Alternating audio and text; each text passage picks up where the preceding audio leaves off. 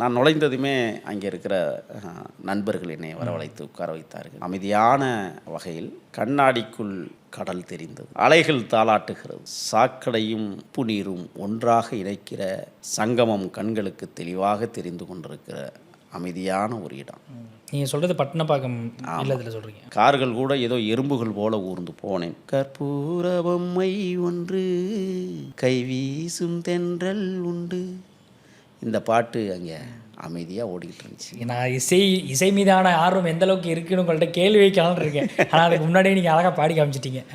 மந்திர புன்னகையோ கொஞ்சம் நிலவோ கண்ணே கண்ணே அப்படிங்கிற மாதிரியான ரெண்டாவது பாடலும் ஒலித்தது. கவிஞர் கண்ணதாசன் தன்னுடைய மகளை மடியில் வைத்து கொண்டு சிகிச்சைக்காக அமெரிக்கா செல்கிற போது எழுதிய கடைசி வரிகள். கண்ணே கலைமானே கன்னிமையில் என கண்டேன் உன்னை நானே.